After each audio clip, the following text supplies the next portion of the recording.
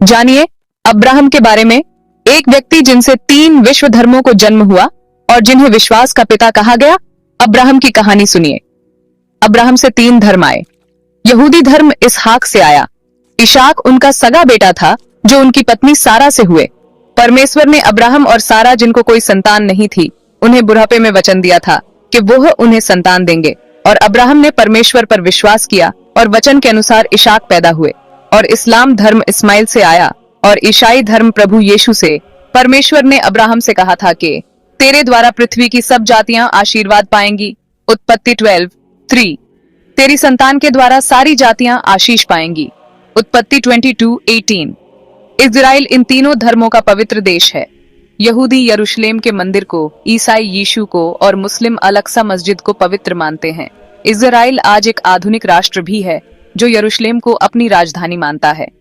क्या आपने कभी सोचा है कि अब्राहम ने सच में जीसस को मसीहा के रूप में देखा था?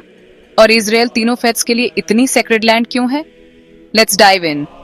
जेनेसिस 12:3 के अनुसार गॉड ने अब्राहम से प्रॉमिस किया था कि दुनिया के सभी लोग तुम्हारे जरिए ब्लेस होंगे।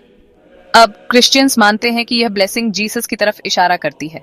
मैथ्यू 1 के अनुसार यीशु मसीह की वंशावली, जो दाऊद का पुत्र है और अब्राहम का पुत्र है। यीशु को अब्राहम का प्रत्यक्ष वंशज बताया गया। यहां तक कि जीसस ने भी जॉन 8:56 में कहा था, अब्राहम मेरे दिन को देखकर बहुत खुश हुए थे। अब्राहम को परमेश्वर ने अपने पुत्र इसहाक को बलिदान करने को कहा। उत्पत्ति 22:1-2। जब अब्राहम ने आज्ञा मानी तो परमेश्वर ने हस्तक्षेप किया और एक मेमना, रैम प्रदान किया। नए नियम में मेमना यीशु मसीह को दर्शाता है, जिन्हें परमेश्वर का मेमना कहा गया। यूहन्ना 1:29। देख, परमेश्वर का मेमना जो जगत के पाप उठा ले जाता है। ईसाई मानते हैं कि परमेश्वर ने अब्राहम से जो वादा किया था कि उसका वंश आशीष का स्रोत होगा और सभी राष्ट्रों को आशीष मिलेगी। उत्पत्ति 12:3। वह यीशु मसीह के माध्यम से पूरा हुआ और विश्वास करने वाले सभी लोग इस वादे में शामिल हैं।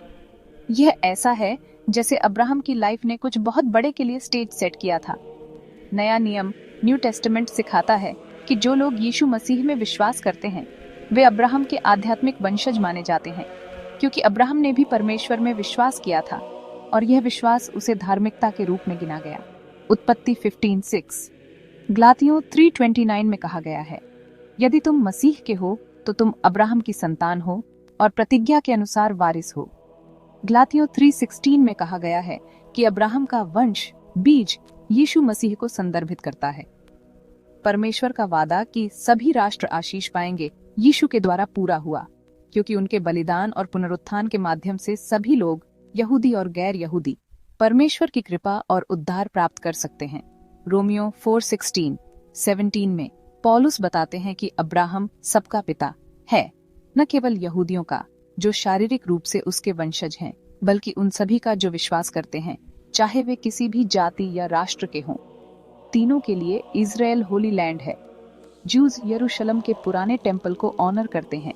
क्रिश्चियंस प्रभु यीशु और उन जगहों को देखते हैं जहां जीसस चले थे, और मुस्लिम्स अल-अक्सा मस्जिद को सेक्रेड मानते हैं। और टुडे इजराइल सिर्फ एक स्पिरिचुअल सेंटर नहीं है, यह एक मॉडर्न नेशन भी है जिसकी कैपिटल यरूशलेम है।